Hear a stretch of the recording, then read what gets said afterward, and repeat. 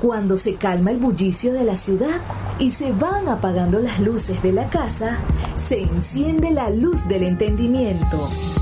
Desde este momento comienza Puerto de Libros, Librería Radiofónica, programa que contiene todos sus elementos tipo A. Puede ser escuchado por niños, niñas y adolescentes sin la supervisión de padres, madres o representantes. Comienza Puerto de Libros, Librería Radiofónica.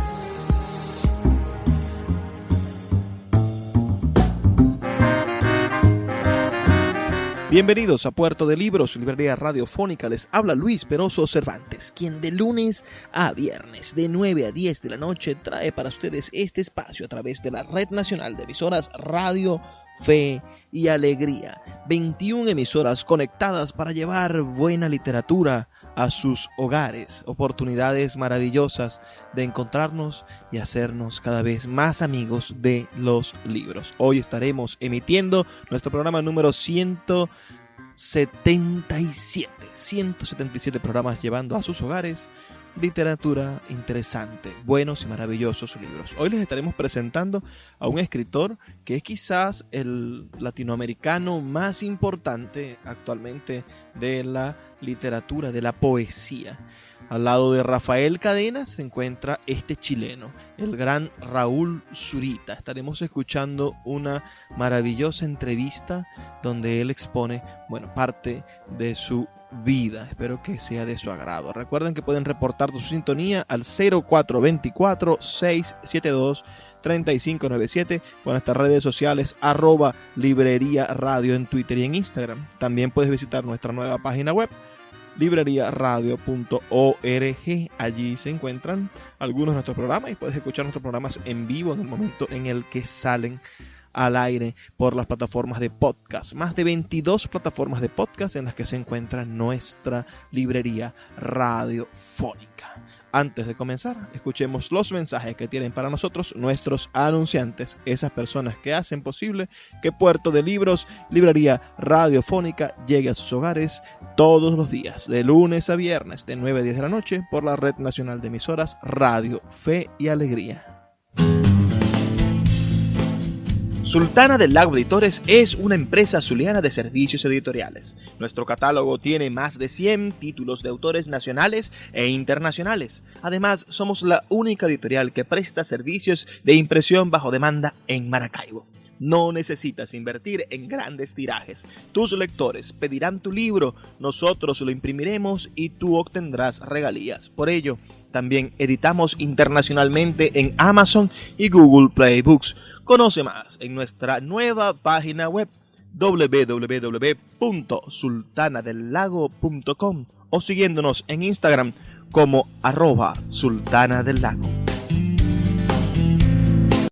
Summer is supposed to be an opportunity to slow down, but when you look at your kids, you can't help but notice that your kids are growing up fast. Help them build independence as they grow with Greenlight. Greenlight is a debit card and money app for families, where parents can keep an eye on kids' money habits while kids learn how to save, invest, and spend wisely. It's the easy, convenient way to raise financially smart kids. Get your first month free when you sign up at greenlight.com/Spotify.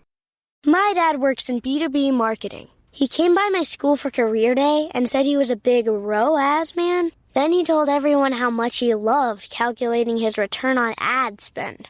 My friends still laugh at me to this day. Not everyone gets B2B, but with LinkedIn, you'll be able to reach people who do. Get a $100 credit on your next ad campaign. Go to linkedin.com/results to claim your credit. That's linkedin.com/results. Terms and conditions apply. LinkedIn, the place to be, to be. Me gustaría que hiciéramos un recorrido por tu obra. Cuando comenzaron a aparecer y ser conocidos tus primeros poemas, se produjo una conmoción en la crítica, entre los lectores, con la aparición de tus textos que de alguna manera colocaban un nuevo escenario en la poesía chilena. Abrían un horizonte nuevo, incluso desconocido hasta ese momento, una posibilidad tal vez en el mismo lenguaje. Y todo parte con un texto, con un libro que es Purgatorio. Anteriormente había sido publicado Varias Verdes. Me gustaría hablar de cómo nace el libro Purgatorio. Si es intentando vislumbrar el paraíso o es un intento de contar o cantar el infierno. es el intento de vislumbrar el paraíso.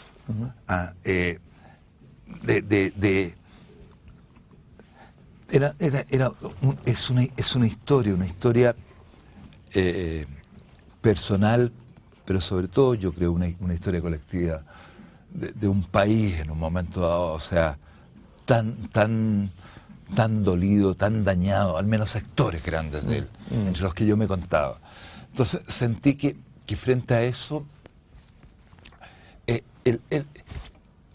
había que dar como una respuesta desde la poesía, que al menos fuese tan intenso como el dolor que estábamos pasando, que estábamos sufriendo. Entonces, Purgatorio, para mí, en la primera edición decía Purgatorio de Raúl Zurita, o sea, se marcaba un poco, pero fue, digamos, siento que una travesía por todo lo precario, por todo lo doloroso, por todo lo entumido, y que sin embargo también desde ahí, la única posibilidad también que nos hace ser eso que se llama seres humanos, es poder decir desde la situación incluso más desmedrada, poder decir a alguien te amo, poder abrazar a un otro. Eso es lo que sentía que estaba ahí. ¿Cuál es la situación personal? ¿Cómo nace, en qué contexto personal tuyo nace este poema? A ver, antes que el poema tal vez habría que decir, ¿cuándo tú decides o te encuentras con la posibilidad de escribir poesía? Tú habías estudiado ingeniería en la Universidad Técnico Santa María. ¿Cómo este ingeniero, este hombre que siente primero pasión por las matemáticas, en un mundo de la ingeniería se encuentra con la poesía? Bueno, la verdad es que a mí me gustaba escribir y en la universidad, mientras estudiaba ingeniería, la verdad es que me apasionaba y Áreas Verdes fue escrito ahí. Pero cuando finalmente vino el golpe, estuve preso en un barco, salí, la vida se me había adelantado, o sea, ya me había separado, tenía hijos, o sea, entonces lo único que yo quería era conseguirme un trabajo. Estaba desesperado por conseguirme un trabajo. Y no, me miraban y no me conseguía nada. Entonces a la medida que menos me conseguía un trabajo, más escribía, pero yo no quería escribir. Entonces yo realmente, entonces siento que nunca fue una elección, sino que fue algo que se me impuso incluso contra mí mismo. Yo en ese momento quería un poco de paz, ¿cierto? O sea, el mundo se me había derrumbado absolutamente a mi alrededor. Y sin embargo escribía, como digo, escribía contra mí. Entonces me acuerdo que me encontré con un personaje, ¿sabes?, que me dijo, ¿en qué andan? Entonces yo le dije, yo necesito trabajar como sea, limpiando autos. Entonces me dijo, un poeta, trabajar, hay que ser pobre, hay que ser solidario. Y me dije, este tipo, si algo no va a hacer, es ser un poeta. Porque es precisamente, creo que la poesía es la travesía por lo duro, pero también por la maravilla de esta vida. Entonces, está tan inserta en el mundo. Y justamente tú te referiste ahí a Áreas Verdes. Yo tengo aquí casi un documento arqueológico que he guardado, que es un ejemplar de la revista Manuscrito, publicada en la mítica Departamento de Estudio Humanístico de la Universidad de Chile. Y en este manuscrito aparece por primera vez este poema que lleva como título primero Un matrimonio en el campo. Sí. Ustedes ven ahí Un matrimonio en el campo. Y viene este poema que desde los primeros versos ya producen en el lector una sensación de extrañeza, de estar ante algo totalmente distinto. No el inmenso yacer de la vaca bajo las estrellas, su cabeza pasta sobre el campo, su cola silba en el aire, su mugido no osa turbar la grandeza solemne de su silencio. La disposición gráfica, estos versos que son casi hipótesis matemáticas o lógicas o científicas, axiomáticas, desconciertan al lector. Ignacio Valente publica una crítica en el diario El Mercurio, una crítica muy elogiosa, en donde habla de la sorpresa de una poesía completamente nueva, no dicha hasta el momento, de una voz nueva, lo difícil que es encontrar una voz nueva. Voy a leer lo que dijo Ignacio Valente en esos años, cuando aparece sobre todo cuando aparece algo menos de un centenar de versos que aparecen con amplia y cuidadosa diagramación en el primer número de Revista Manuscritos y que son, al parecer, su primera publicación, consagran ya a Raúl Zurita entre los poetas de primera fila nacional, como un digno descendiente de los grandes de nuestra lírica, ¿no?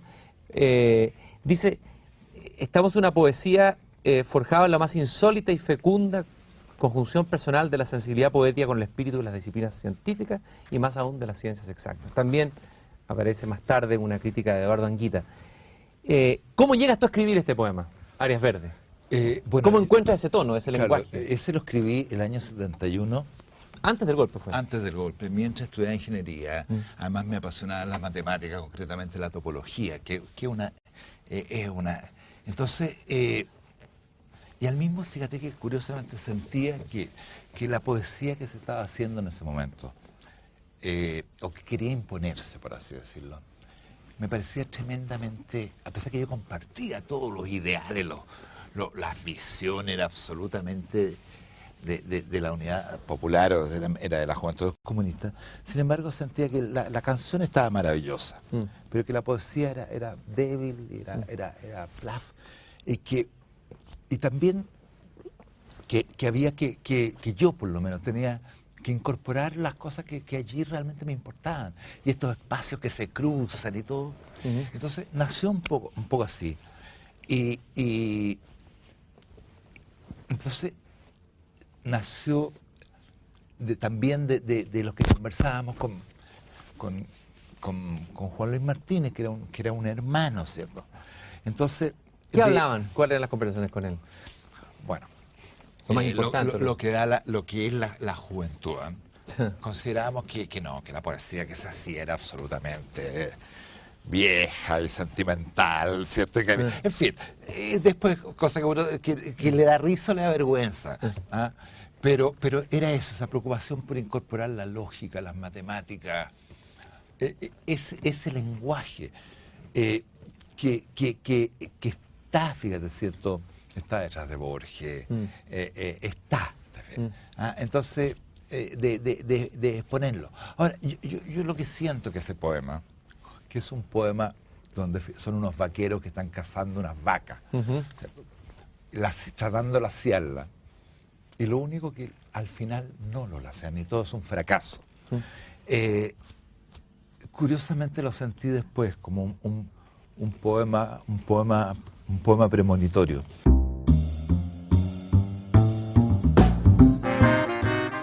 Estamos escuchando una entrevista que le realizan al gran Raúl Zurita. Este es un escritor chileno, una de las grandes voces de la literatura chilena. Esta entrevista tiene como título La belleza de pensar. Raúl Zurita nació en Santiago de Chile el 10 de enero del año 1950. Es Premio Nacional de Literatura de Chile en el año 2000 y Premio Iberoamericano de Poesía de Pablo Neruda en el año 2016. Vamos a estar disfrutando de su maravillosa literatura y su caudalosa obra. Es uno de los escritores más prolijos de la literatura latinoamericana. Vamos a hacer una pequeña pausa de 2 minutos. Recuerda reportar tu sintonía y ya volvemos con más de Puerto de Libros, librería radiofónica. Escuchas Puerto de Libros con el poeta Luis Peroso Cervantes.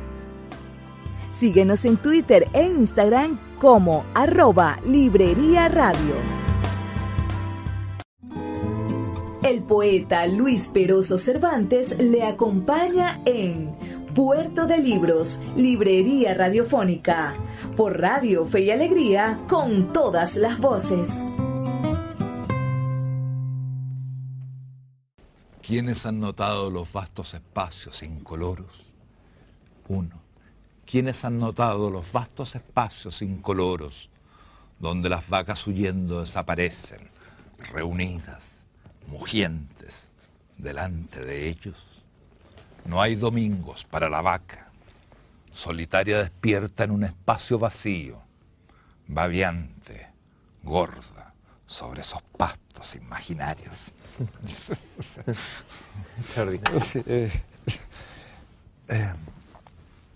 Bueno, Anguita, fíjate que aquí en uno de los artículos recogidos en su libro póstumo, la belleza de pensar en un artículo que se llama Reconocimiento de Zurita. Bueno, se pega un bolón filosófico y dice que de alguna manera dice que Zurita va hacia la supremacía de la subjetividad y la conciencia, convirtiendo sus paisajes progresivamente en un campo de puras ideas.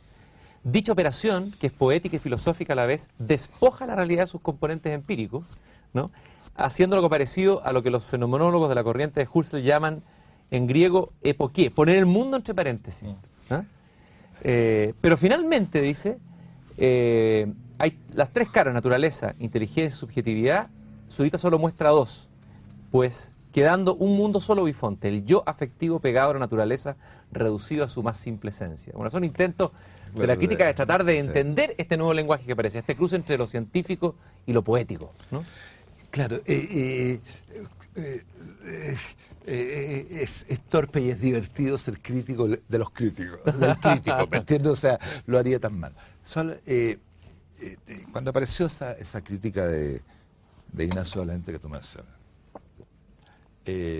yo, sí, o sea, eso sí, te fijas, en ese momento no estaba absolutamente desesperado. Y fue después nunca las he leído mucho, pero en ese momento siento que tal vez decir me salvó la vida, tal vez un poco grandilocuente, pero fue en ese momento importante para mí. Purgatorio, entonces, es, tú dijiste, el vislumbre del paraíso.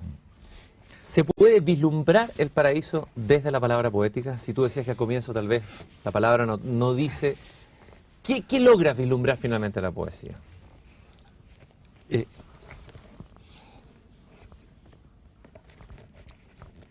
La poesía, el intento probablemente, yo lo siento así, más vasto y más desesperado por decir con palabras de este mundo cosas que ya no están en las palabras de este mundo. O sea, eso cuando tú estás pegado de amor a otro, ¿me entiendes? O sea, pero pegado.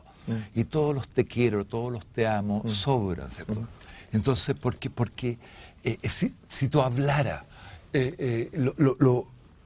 solamente nuevamente te retraería a un estado de comunicación que es más bien el lenguaje, casi la historia del malentendido. Pero la poesía es precisamente, siento que es el intento, como te digo, más sublime y desesperado, porque tú sientes que en un momento dado que está a punto de revelarse eso, finalmente no se revela. Ni en ningún momento, no hay momentos de felicidad, de plenitud en la palabra, en la poesía misma, digamos. No, y hay una historia que lo cuenta el porqué. El poeta ha sido que es la separación del cielo y de la tierra. Cuando se separa el cielo de la tierra, porque, qué sé yo,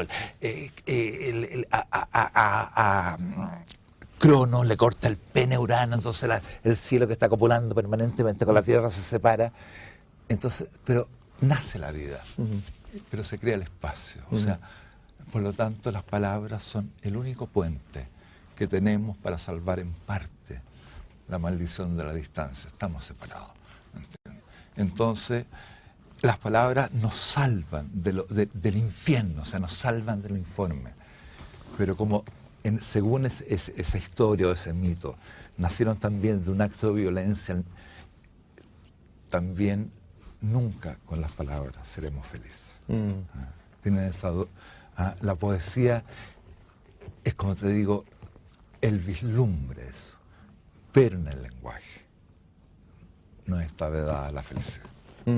El vislumbre es un poco, para entenderlo bien, lo que cuando Rimbaud habla de la visión, cuando habla el poeta vidente, el poeta que ve, yo he visto lo que el hombre ha creído ver. ¿Estamos refiriéndonos a lo mismo, Raúl? Yo creo que sí. Creo que nos estamos refiriendo a lo mismo. O sea, nos estamos refiriendo a algo que todo ser humano sabe, que hay cosas que nunca va a poder decir. O sea, que aunque quisiera decir, esa experiencia también de dolor o de soledad tan grande que tú ni siquiera alcanzas a decir sufro, Porque si dijeras sufro, ya estarías comunicándote con los demás.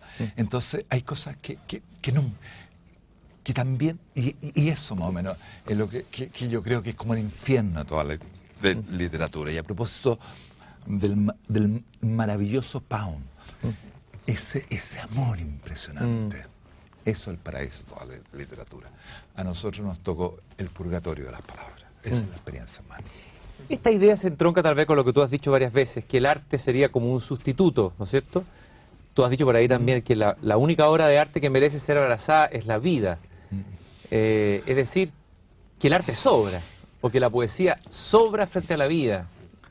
Claro, o sea, o que desaparecería el arte en un mundo que fuéramos, si somos felices no sería necesaria la poesía. Pero no sería necesario porque cada segundo de la vida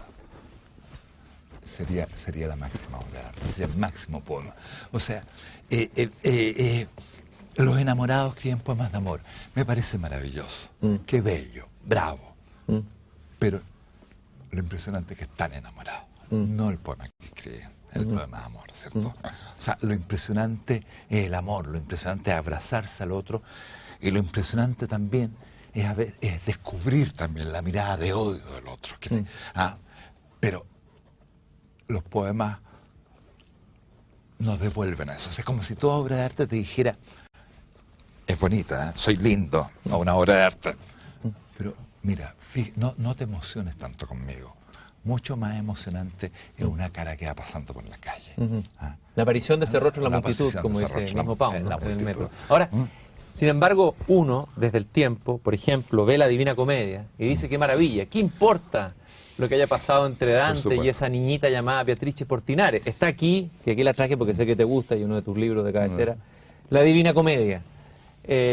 Cuando la Divina Comedia, cuando la obra, el poema, se transforma en algo tan real o tan potente como la realidad, ¿puede llegar a ocurrir eso? Tú lo has dicho a propósito de Neruda, y de repente el Canto General, por ejemplo, es un libro que va a ser tan real como la Cordillera de los Andes. Lo que pasa es que a mí cada vez me conmociona más ese libro, porque creo que, a ver, se sabe que él vio a Beatriz. Ahora, ¿por qué? La Divina Comedia siento que es el máximo poema de la soledad, porque lo que Dante quiere es escuchar lo que ella jamás le dijo, y escuchárselo de tal forma como si no fuera él mismo el que se lo está diciendo. Entonces es tan conmovedor, ¿cierto? Es tan conmovedor porque la persona que está muerta, ¿cierto? Ya no hay caso, o sea, está fuera del lenguaje. Tú no puedes preguntarle nada, ni tienes derecho, y no te responderá tampoco. Entonces tú escribes para creer que la otra te habla, tratando, y como si no fueras tú mismo. Entonces es tan duro. Ese poema termina con una visión y que se adelanta para mí en 500 años, y que es la primera visión donde el máximo poema de la cristiandad es al mismo tiempo el primer gran vislumbre de que si Dios existe, no está en la historia humana, o sea, está fuera. Entonces, pero sobre todo es el poema que se construye como homenaje a una mirada que un ser humano se cruzó con otro. ¿Es cierto que tu abuela italiana te leía fragmentos del infierno de Dante en italiano cuando niño? ¿Cómo fue cómo llegó a tus oídos cuando niño este libro? Claro, mi abuela es una persona profundamente nostálgica, que consideraba que el país al que había llegado, yo creo mucho Chile, pero ella consideraba que era una miseria. Entonces nunca aprendió ni siquiera a hablar bien castellano. Entonces, la forma de su nostalgia, me di cuenta después, era hablarnos permanentemente del infierno, la Divina Comedia de Dante, Miguel Ángel, de Leonardo, lo bello que era el mar de Italia. Entonces nos contaba eso y nosotros no entendíamos. Y muchas de las cosas que nos contaba mi abuela de la Divina Comedia, la verdad es que me aterrorizaban. Pero esa voz, su voz, está siempre dentro de mí. Y nunca podré escribir algo, sin embargo, que la vuelva a la vida, que es probablemente lo que uno más quisiera. A lo mejor, fíjate que finalmente la muerte es la gran crítica literaria, o sea, esa muerte que sanciona y que dice, mira, tu homenaje a Sexto Percio, por ejemplo, o tu homenaje a tu padre muerto, tu homenaje. La muerte de lo que tú amas desnuda la retórica de tu poema.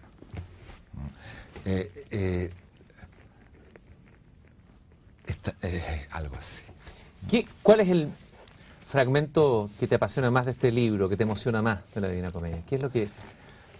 Tienes que quedarte con un fragmento? Son varios.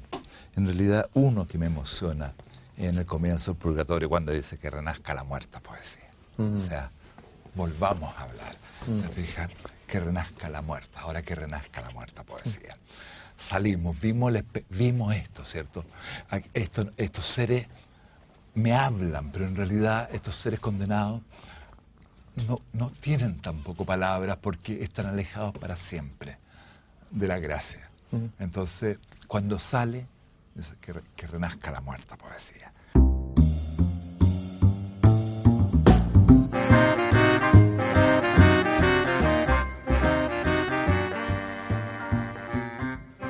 Estás escuchando la voz del gran poeta chileno Raúl Zurita, Premio Nacional de Literatura de su país y una de las voces contemporáneas de la literatura latinoamericana más importante. Tiene una veintena de premios, entre los cuales también está el Premio José Donoso, el Premio Internacional Alberto Dúbito y reconocimientos como la beca Guggenheim y varios doctorados honoris causa. Es considerado una de las piezas fundamentales de la literatura latinoamericana contemporánea y no nos sorprendamos si es, igual que nuestro Rafael Cadenas, uno de los eternos postulados al Premio Nobel de Literatura para representar a la literatura latinoamericana en el futuro. Envíame tus comentarios de esta maravillosa entrevista al 0424-672-3597 o en nuestras redes sociales @Librería Radio en Twitter y en Instagram.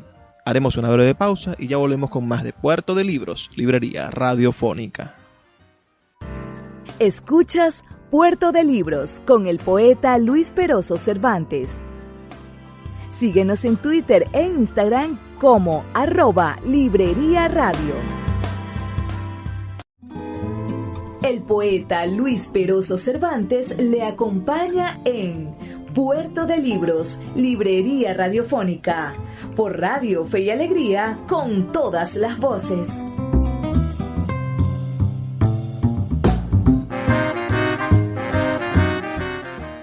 Aquí en Puerto de Libros, Librería Radiofónica, estamos escuchando una conferencia, una entrevista que le realizan al gran Raúl Zurita, poeta contemporáneo chileno, nacido en el año 1950. Espero que la disfruten. No olviden enviarme sus comentarios al 0424-672-3597 o a nuestras redes sociales, @Librería Radio, en Twitter y en Instagram. ¿Tu poesía de alguna manera ha querido ir... A ver, ¿tu poesía se entronca tal vez o dialoga más con una... Se ha dicho con una poesía épica, con la poesía desmesurada, que se hizo en Chile, que es la mejor poesía, la de Huidobro, la de Gabriela Mistral, la desmesura que viene del romanticismo, de la idea del Bart, del profeta, la poesía que puede cambiar el mundo. Y de alguna manera tú retomas con tu poesía el intento de poder cantar épicamente tal vez incluso Chile. A ver, ¿por qué esa opción? Yo no lo veo tan así. ¿Ya? Porque, claro, o sea, ¿por qué he escrito tanto con los paisajes? No lo sé, yo soy un hombre de ciudad, o sea, yo creo que es tan impresionante ese verso que dice de Rimbaud, de la temporada en el infierno, la marcha de los pueblos, el canto de los cielos, esclavos, no maldigamos a la vida, y él se incluye. ¿Ah?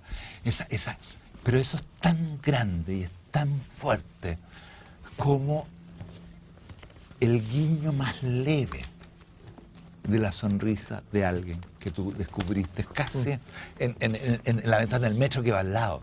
O sea, no hago esas diferencias. O sea, creo que en nuestros pobres cuerpos caben las cosas más alucinantes, y están las cosas más alucinantes. Entonces, frente a un mundo tan atroz, basta ver los diarios, con experimentos de bombas nucleares, es la respuesta de la antipoesía, me parece una gran respuesta, ¿cierto? O sea, el hombre en una situación normal, el hombre de todos los días, ¿sí? Pero también ese ser arrasado y quebrado también puede imaginar paisajes increíbles, ¿cierto? Puede imaginar territorios alucinantes, y va a ser su pequeña y pobre forma de tratar de vencer su desesperación. Algo que entendí yo de tu poema sobre los desiertos, que al final los desiertos somos nosotros. Y quisiera que leyéramos un fragmento de Los desiertos, que es la primera vez donde irrumpe claramente uno de los paisajes emblemáticos y arquetípicos de Chile. Y vamos a buscar un fragmento. Por ahí está, Raúl, el desierto de Atacama. ¿Sí? Helo allí, helo allí. Helo allí, suspendido en el aire, el desierto de Atacama, suspendido sobre el cielo de Chile, diluyéndose entre auras, convirtiendo esta vida y la otra en el mismo desierto de Atacama, áurico, perdiéndose en el aire, hasta que finalmente no haya cielo sino desierto de Atacama, y todos veamos entonces nuestras propias pampas, fosforescentes, carajas, encumbrándose por el horizonte. Ay, increíble, no lo leí así. Hermoso. A ver, ¿qué es esta? Porque esta primera aproximación pareciera ser una aproximación, como dicen ahí los críticos, desde la hipótesis, pero sin embargo hay una pasión también. Entonces, hay una aparente contradicción entre esta búsqueda casi científica, depurada, higiénica del paisaje, en que se desaparece el yo, el antiguo yo telúrico de Neruda, pero sin embargo al mismo tiempo hay un sujeto desgarrado de ahí mismo. A ver, ¿cómo se da eso? ¿Qué es lo que hay ahí? Claro, a mí es como es un sujeto un poco desgarrado, pero por una parte me cuesta, no me gusta aquella poesía o aquel arte que es solamente un ¿me entiendes? La poesía de pecho caliente. La poesía de pecho caliente, la verdad es que no la soporte. Y la gran mayoría de las veces con el pecho caliente se hace poesía bastante fría y pobre. No siempre la hace. Pero y al mismo tiempo, ¿cierto? Tampoco soporto el formalismo. Yo creo que las dos cosas son o sea, la máxima indagación formal en la forma, en la estructura, en los lenguajes, y todo el desborde que pobremente se escapa al mismo tiempo. ¿Tú cuando escribes, sabes lo que estás escribiendo o escribes en la noche oscura total? Para usar la imagen de San Juan de la Cruz. Las dos cosas, ¿cierto? O sea, sé un poco hacia dónde voy, pero me sorprende. Y me sorprende a tal punto de que cada vez descreo más de esta vieja idea de un autor. O sea, ¿quién diablo? ¿Qué pasa cuando uno escribe poesía y empieza a hablar en un lenguaje no usual? Es como si otro hablara por ti. Es como si otro, algo que te es desconocido, ¿sí? Entonces todo en realidad siento que cuando uno escribe suspende la vida y es algo concreto. O sea, si estás preocupado por la cuenta de gas, entiendo, pero si en un momento escribes porque se te olvidó la cuenta de gas, entonces has suspendido, pero por eso se suspende también la muerte.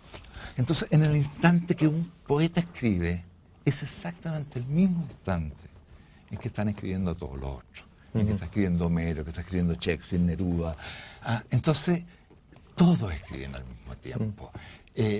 porque se ha suspendido la vida. Entonces, es tu contemporáneo Homero, es tu contemporáneo Shakespeare, es tu contemporáneo Maquera, es tu contemporáneo Juan Luis Martínez, es tu contemporáneo Neruda.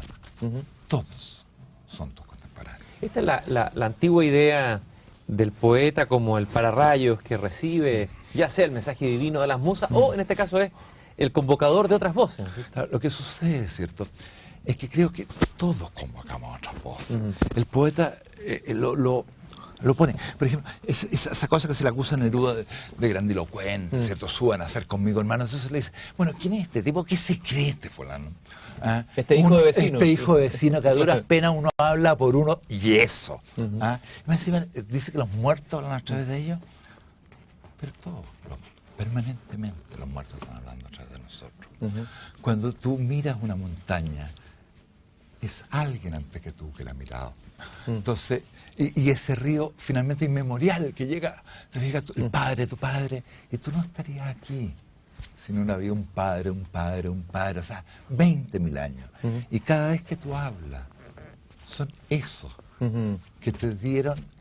¿Por quién esto está acá? ¿Por quién nosotros dos estamos acá? Somos medium en el fondo, de otras voces.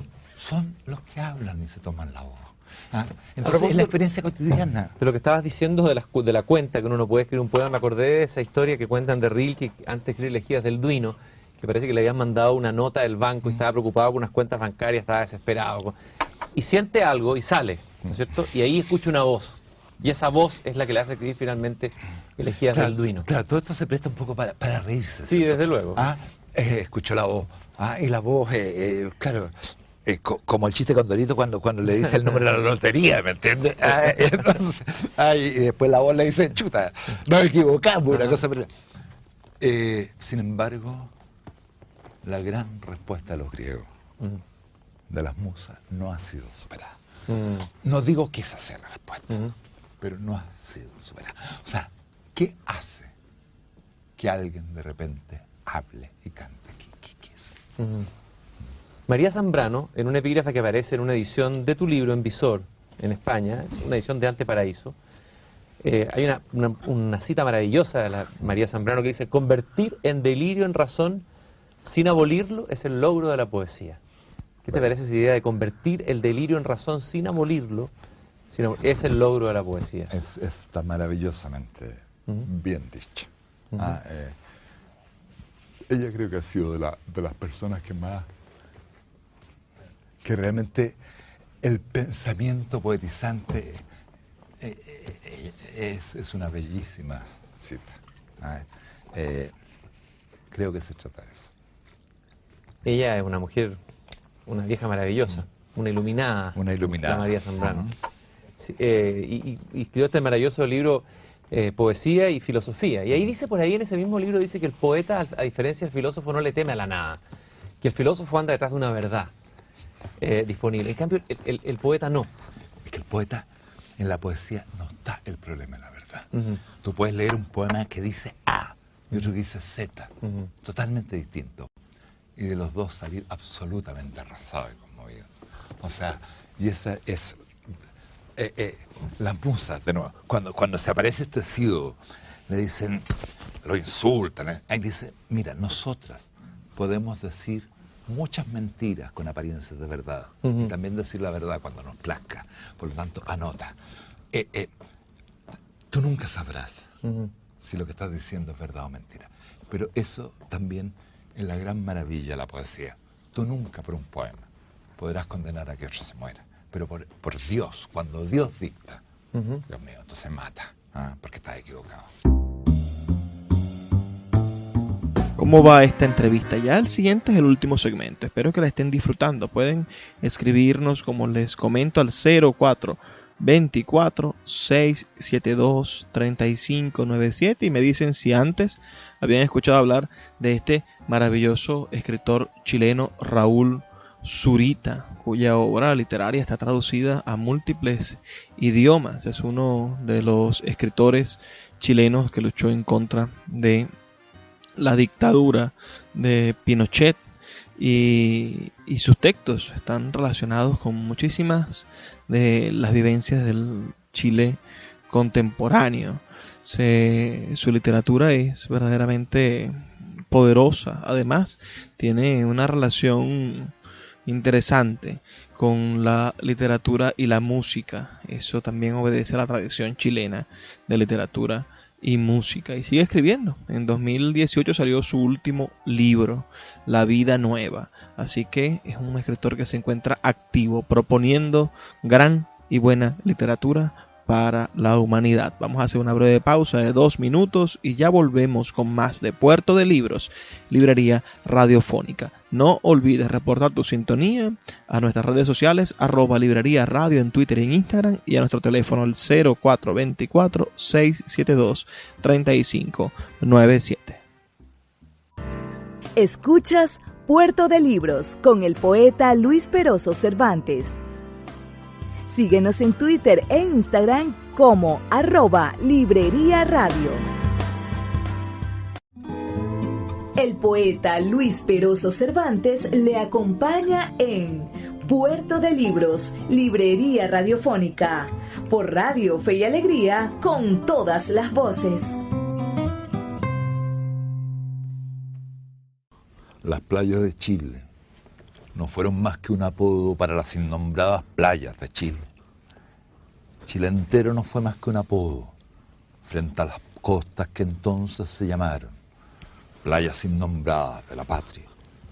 Bautizados, hasta los sin nombres se hicieron allí un santoral sobre estas playas, que recién entonces pudieron ser las innombradas costas que miraban, en que Chile no fue el nombre de las playas de Chile, sino unos apodos mojando esas riberas, para que incluso los roqueríos fueran el bautizo gritándoles los nombres de todos sus hijos.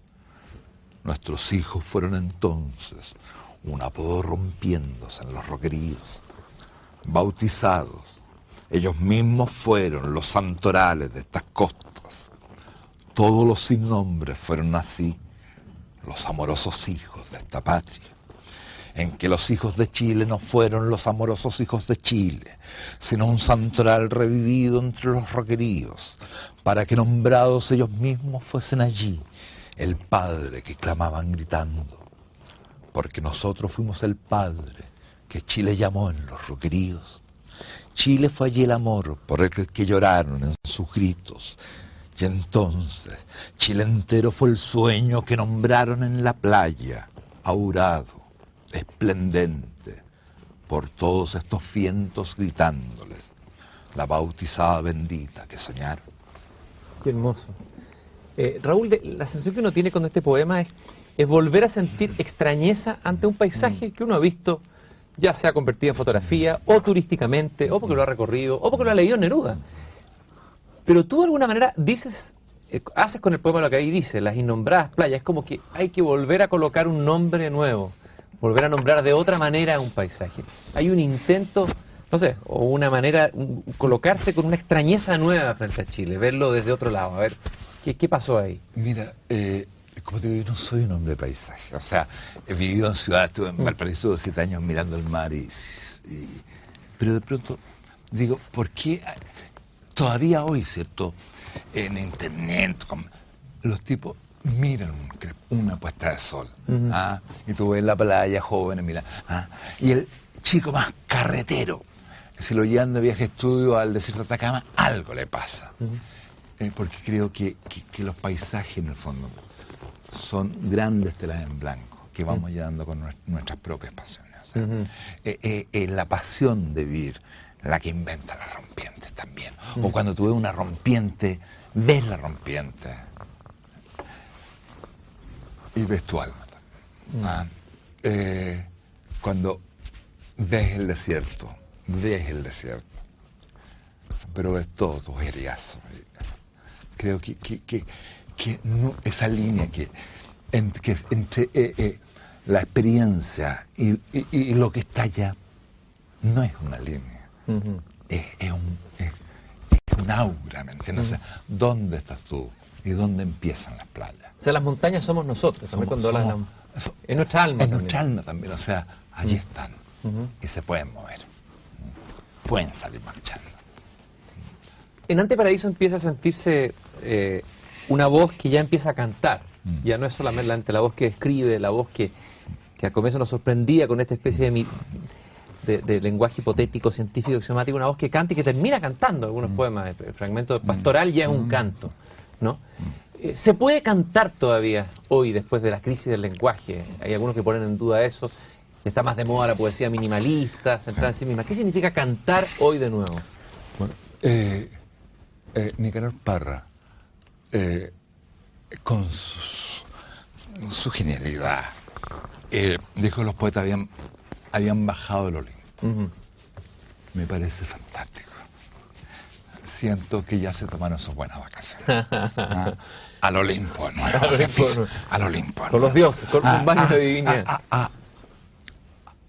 A reencantar este mundo que se hace pedazos. No para mentir, ¿cierto? Sino porque esa experiencia también que une los archipiélagos, las costas, los mares, es finalmente la experiencia humana. Ese ser, como te digo, roto, quebrado, pero que desde allí precisamente puede todavía oír el canto de las estrellas, como decía Rimbaud. Rimbaud, el más desesperado, en la temporada en el infierno, y de pronto escucha, o sea, la marcha de los pueblos, el canto de los cielos. Esclavos, no maldigamos a la vida. O sea, al canto, a lo demencial del canto. El mismo Rimbaud, perdón Raúl, aquí te lo había traído para leerlo este fragmento y comentarlo contigo en Temporada en el Infierno, dice: ya es la víspera y a la aurora armado una ardiente paciencia entraremos en las espléndidas ciudades. Entonces, digo, no soporto. Pero el optimismo gratuito, el canto vacuo, eso, el que canta de puro cantor, eso hace gran parte de la poesía nerudiana final, que no te sea atractiva, a pesar que siempre es Neruda, en fin. Pero por favor, o sea,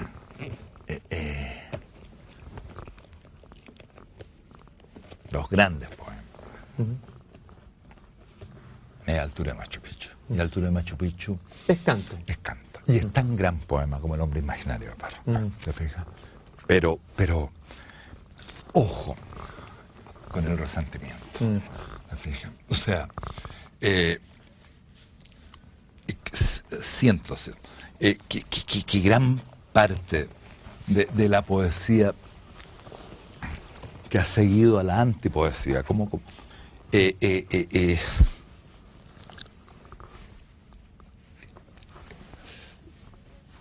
precisamente un poco la poesía del resentimiento, porque no es Nicanor, y tú lees un Nicanor, y Nicanor es finalmente un poeta trágico. ¿Te interesa la tragedia como género? La tragedia en el mundo griego, por ejemplo, porque hay algo de trágico, de coral en tu poesía también. Es que yo la otra vez leía Esquilo y es de una majestuosidad.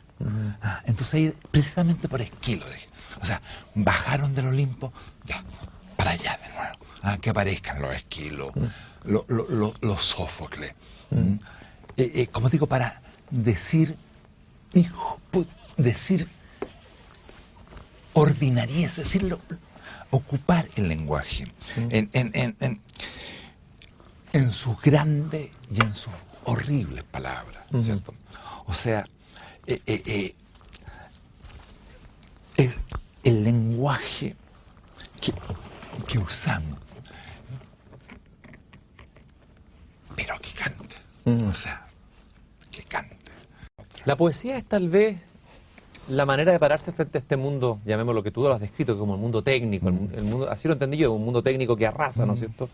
¿Es la poesía colocarse en la vulnerabilidad, en la fragilidad frente al mundo de la técnica? Yo creo que los poetas hoy son seres, ¿cierto?, que cargan con sus poemas muertos y que llegan de distintos lugares, desde Libia, el poeta Doni, el poeta Maqueira, un poeta de Arequipa, un poeta antillano, o algo.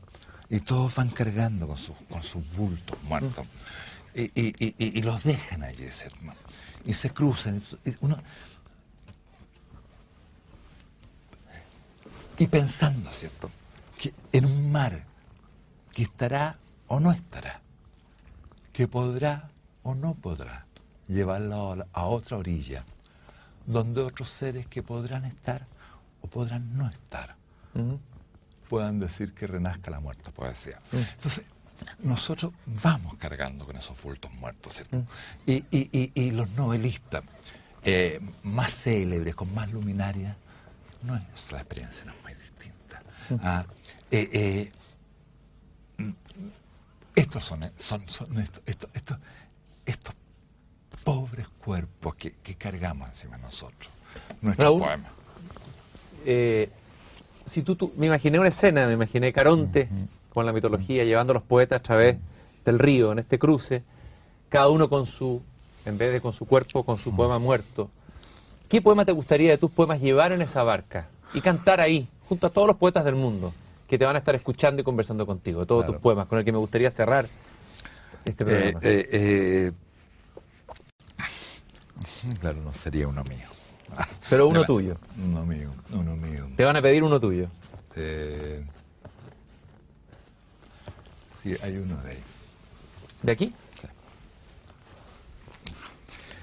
Sí.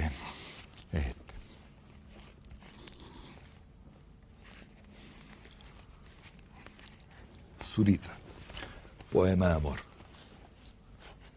Y ya casi amanece, y siento mis lágrimas correr por mi cara, y son como cuchillos cartoneros las lágrimas cortándome la cara.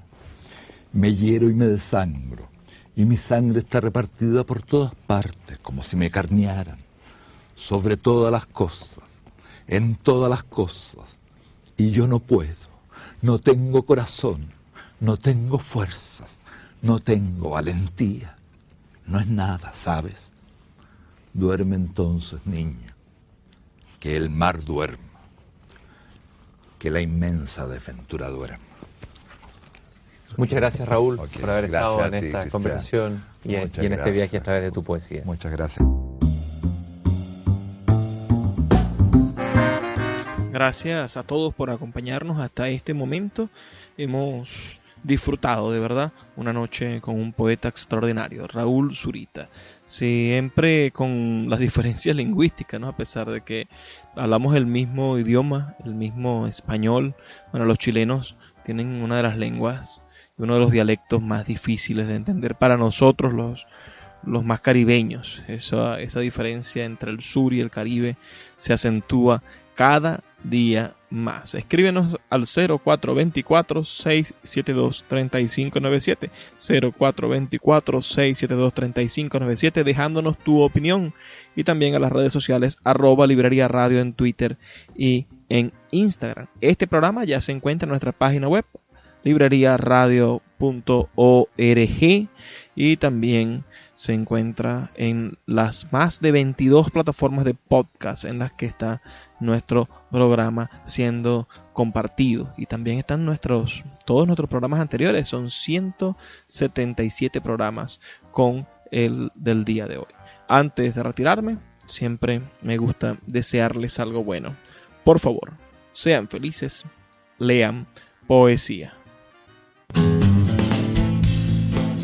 Sultana del Lago Editores es una empresa zuliana de servicios editoriales. Nuestro catálogo tiene más de 100 títulos de autores nacionales e internacionales. Además, somos la única editorial que presta servicios de impresión bajo demanda en Maracaibo. No necesitas invertir en grandes tirajes. Tus lectores pedirán tu libro, nosotros lo imprimiremos y tú obtendrás regalías. Por ello, también editamos internacionalmente en Amazon y Google Play Books. Conoce más en nuestra nueva página web www.sultanadelago.com o siguiéndonos en Instagram como @sultanadelago.